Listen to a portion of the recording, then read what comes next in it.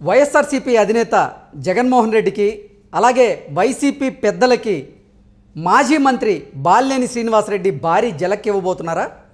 ఆయన వైఎస్ఆర్సీపీకి good bye చెప్పి టీడీపీ తీర్థం పుచ్చుకోబోతున్నారా అంటే అవుననే సమాధానం ఇస్తున్నారు కొంతమంది రాజకీయ విశ్లేషకులు. ఇక ఇదే అంశానికి సంబంధించి మనతో మాట్లాడేందుకు ప్రముఖ రాజకీయ విశ్లేషకులు అంకమరావు గారు మనతో ఉన్నారు. ఆయనతో మాట్లాడదాం. సార్ నమస్తే. సార్ నమస్తే కృష్ణ గారు. సార్, వైఎస్ఆర్సీపీకి బాలినేని శ్రీనివాసరెడ్డి గుడ్ బై చెప్పబోతున్నారని ఆయన చంద్రబాబు గారి సమక్షంలో టీడీపీ తీర్థం పుచ్చుకోబోతున్నారంటూ కూడా ఒక వార్త సోషల్ మీడియాలో చక్కర్లు కొడుతుంది.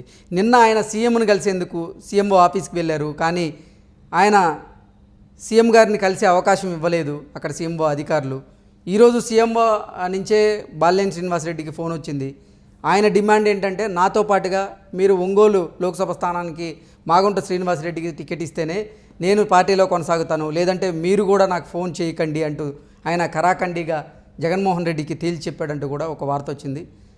జగన్మోహన్ రెడ్డి కూడా ఎట్టి పరిస్థితుల్లో అక్కడ నేను మాగుంట శ్రీనివాసరెడ్డికి సీట్ ఇవ్వను, చెవిరెడ్డి భాస్కర్ రెడ్డిని నిలబెడుతున్నాను, ఆయన నువ్వు సహాయ సహకారాలు అందించాలి నువ్వు తప్పనిసరిగా అంటే ఇంక మీరు నాకు కాల్ చేయొద్దు అంటూ కూడా బాలినేని శ్రీనివాసరెడ్డి బయటకు వచ్చేసాడు. ఇంకా ఆయన త్వరలో టీడీపీ తీర్థం పుచ్చుకోబోతున్నాడు అంటూ కూడా ఇప్పుడు ఒక వార్త సోషల్ మీడియాలో హల్చల్ చేస్తూ ఉంది. సార్ ఏంటి దీని మీద మీ విశ్లేషణ ఏంటి సార్? బాలినేని శ్రీనివాసరెడ్డి గారి గురించి మాట్లాడుకోవాలంటే గత 4-3 నెలల నుంచి జనసేన పార్టీలో చేరుతున్నాడు, తెలుగుదేశం పార్టీలో చేరుతున్నాడు, ఇవాళ వ్యతిరేకంగా ఉన్నారు, ముఖ్యమంత్రి గారితో మాట్లాడట్లేదు, ఇవన్నీ చూస్తూనే ఉన్నాం. 4 రోజులకు ఒకసారి జరుగుతూనే ఉంది.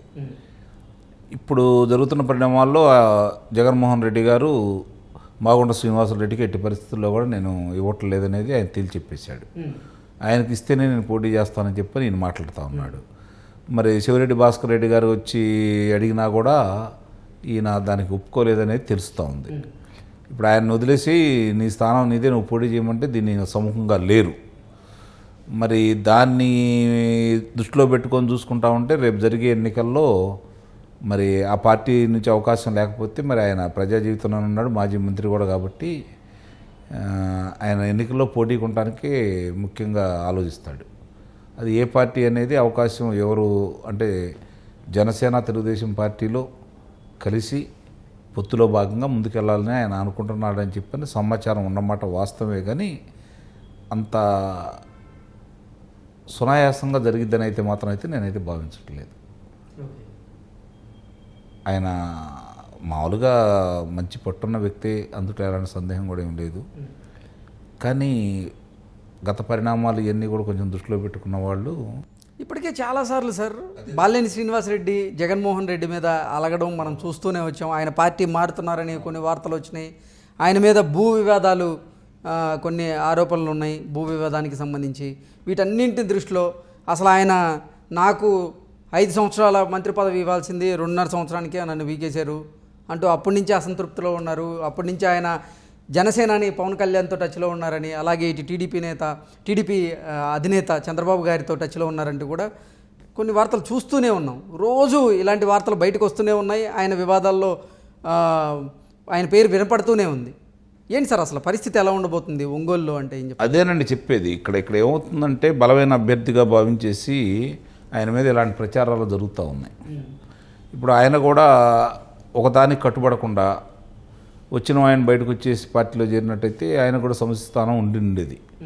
ఇవాళ రోజు కూడా జరుగుతూ ఉంది కాబట్టి ఏమో చివరి నిమిషం దాకా ఈయన ఉంటాడనే నమ్మకం ఏముందనే అభిప్రాయం ఈ పార్టీలో వాళ్ళకి వస్తూ ఉంటుంది. కాకపోతే ఒకటి, ఆయన శ్రీనివాసరెడ్డి గారితో మాగుంట శ్రీనివాసరెడ్డి గారు పోటీ చేస్తేనే నేను పోటీ చేస్తానని పట్టుబట్టం మాత్రం వీళ్ళకి కొంచెం ఎరకాటంలో పెట్టే అంశం. ఆయనకి ఇవ్వకూడదని స్థిర నిశ్చయంతో ఉన్నాడు కదా జగన్మోహన్ రెడ్డి గారు. ఇప్పుడు నన్నే ధిక్కరిస్తారనే కోపం కూడా ఆయనకు రావచ్చు.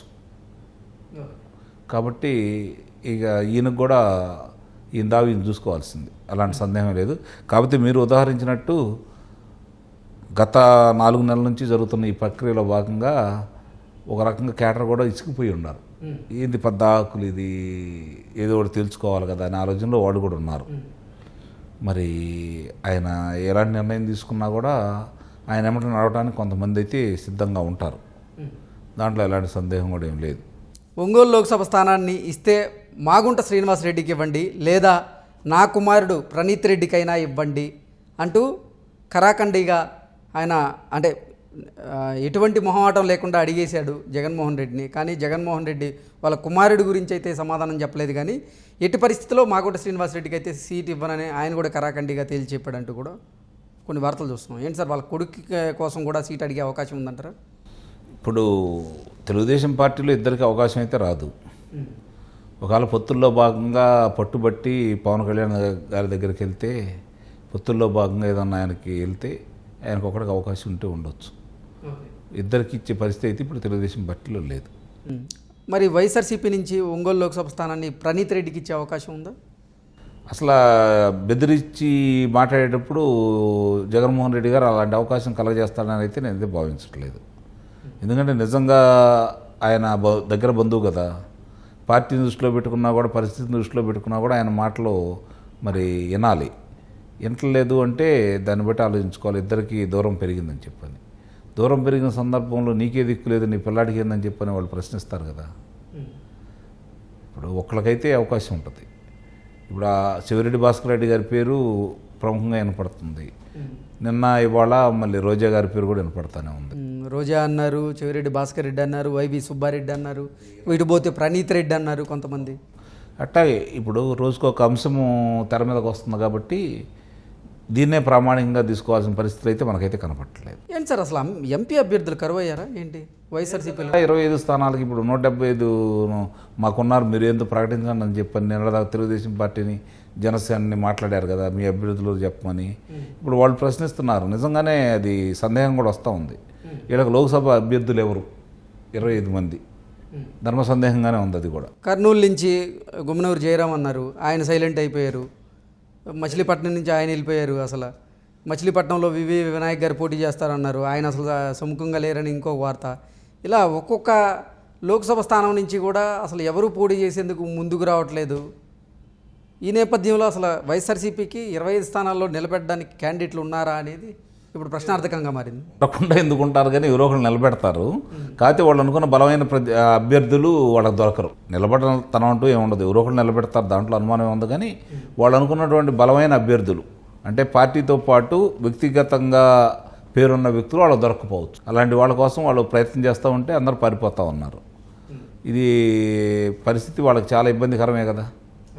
ఆ పార్టీ వాళ్ళకి కోలుకోలేని దెబ్బ. అందుట్లో సందేహం ఏంటంటే ముందే ఓటమి వాళ్ళ ముఖ్యమంత్రి గారు అంగీకరించారు, లేక మిగిలిన వాళ్ళు అంగీకరిస్తే అంటే అంగీకరించకపోతే. మరి బాలినేని గారు పార్టీ మారే అవకాశం ఉంటుందా సార్? ఆయన నిస్సందేహంగా వీళ్ళతోటి మాట్లాడుతున్నారు, వాళ్ళు వీళ్ళ గురించి మాట్లాడుకుంటున్నారు. అదే వీళ్ళు కూడా తొందరగా తేల్చమని వీళ్ళు అనుకుంటారు. అక్కడ చివరిదాకా అవకాశం చూశాడు కాబట్టి ఇప్పుడు నడదాకా అక్కడ అవకాశం చూశాడు కదా, ఈయనకి ఇద్దామా లేదని కూడా వాళ్ళు కూడా ఆలోచించుకుంటారు, ఆలోచనలో పడతారు కదా. ఇప్పుడు అక్కడ తెలుగుదేశం పార్టీకి మాజీ